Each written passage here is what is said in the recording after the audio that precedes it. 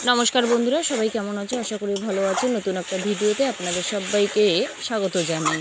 एखन किन्तु पिकनिकेर सीजन और पिकनिके किन्तु अनेक समय आमरा टमेटो चाटनी करे थाकी। खूब सहजे आपनादेर साथे शेयर करब एकदम अनुष्ठान बाड़ीर मतो टमेटो चाटनी। खेते एटा भीषण सुंदर हय और बानानो एतटाई सहज, देखले जे केउ तैरी करते पारबे। तो चलो रेसिपिटा देखते थाको, आशा करी आपनादेर भालो लागबे। तो रेसिपिटा देखार जोन्नो अनुरोध रइलो। बानानोर जोन्नो मेन उपकरण होच्छे टमेटो। एइखानटा एकदम टुसटुसे एकदम पाका किन्तु टमेटोई लागबे, तबेई किन्तु चाटनिटा खूब भालो होबे। पाका टमेटोके सबगुलो परिष्कार करे निलाम। बोटाटा छाड़िये नेওয়ার परे एकटु बड़ो होले सेटा किन्तु 4 पिस करे नेब और नइले नर्माली छोटो होले 2 पिस करे नेब। आपनारा जेमन खुशी तेमन काटते पारेन, एखाने कोनो बाद बिचार नेই जे এইভাবেই काटते लागबे। এটা তো স্যালাড না, এটা জাস্ট চাটনি বানাবো, সবগুলোই গলবেই। তো খুব ভালো করে কাটতে লাগবে। এইভাবে কাটার পরে কিন্তু পরিষ্কার জলে এটা ধুয়ে নেব আর যতটা সম্ভব বীজটা একটু ছাড়িয়ে নেওয়ার চেষ্টা করব। তবে বীজটা কিন্তু খসখসে হবে না, তাই অবশ্যই একটু বীজটা ভালোভাবে ছাড়িয়ে নেওয়ার চেষ্টা করব।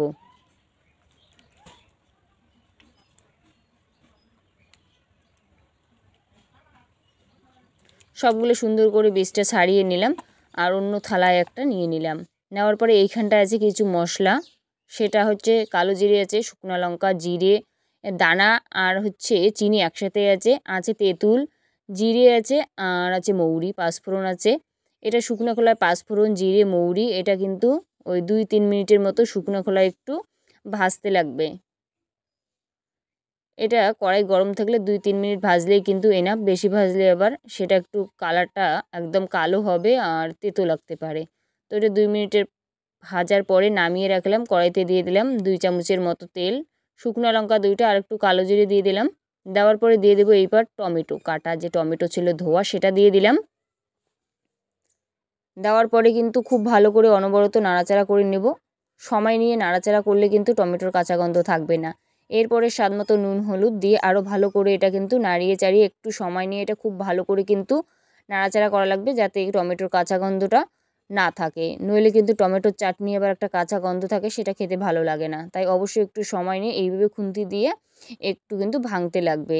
তো সেই ক্ষেত্রে এই টাইমে দেখবেন খুব ভালো টমেটো যদি নেওয়া যায় তাহলে কিন্তু নাড়াচাড়া করতে করতে অনেকটা কিন্তু গলবে, আর যতটুকু গলবে না এরকম খুন্তি দিয়ে মানে ভাঙলেই কিন্তু হবে। খুব ভালো করে নাড়িয়ে নিলাম আর দেখুন ঠিক যেন এরকমই হয়। এরপরে দিয়ে দেব 1 চামচের মতো তেঁতুল। তেঁতুলটাকেও খুব ভালো করে কিন্তু মিশিয়ে নেব। নেওয়ার পরে আছে এইখানটায় দানা আর তার সাথে আছে চিনি। আপনারা একটা ব্যবহার করতে পারেন, দানা শুরু করতে পারেন বা চিনি, যেটা হাতের কাছে থাকবে সেটাই করবেন। তবে দানা দিলে কালারটা খুব সুন্দর হয়। দিয়ে খুব ভালো করে নাড়িয়ে নেব, চিনিটাকে গলিয়ে নেব আর দানাটাকেও কিন্তু খুব ভালো করে গলিয়ে নেব। আর কালারটা দেখুন কতটা সুন্দর হয়। এরপর দিয়ে দেব 1 বাটির মতো জল। জল দিয়ে ভালোভাবে এটা কিন্তু ফুটিয়ে নেব।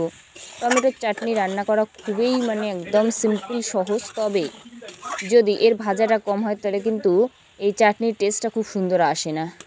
এটা আমার রেডি, দেখুন কতটা সুন্দর। আর লাস্টে যে ভাজা যে মশলাটা ছিল সেটা কিন্তু আধ ভাঙা করে গুঁড়িয়ে নিতে লাগবে, একদম মিহি করে না, জাস্ট আধ ভাঙা। তার আগে কয়েকটা দিয়ে দিলাম কিশমিশ, তাহলে খেতে ভালো লাগবে। আর যতটুক মানে একদম আছে একটু গোটা গোটা, সেটা কিন্তু গ্লাসের সাহায্যে এইভাবে একটু মানে যতটা সম্ভব মেশানোর চেষ্টা করব। তো সবগুলো মিশিয়ে নিলাম। নেওয়ার পরে দেখুন চাটনির কালারটা কতটা সুন্দর হয়। লাস্টে নামানোর আগে জিরে ছিল, ওইখানটায় মৌরি, পাঁচফোড়ন সেটা যে শুকনো খোলায় ভাজা সেটা কিন্তু গুঁড়িয়ে নিলাম। নেওয়ার পরে দিয়ে দিলাম এইখানটায়, দিয়ে আর 2 মিনিট নাড়াচাড়া করে নামিয়ে নেব। এটা আমার রেডি বন্ধুরা, এটা আবার নামিয়ে নেব।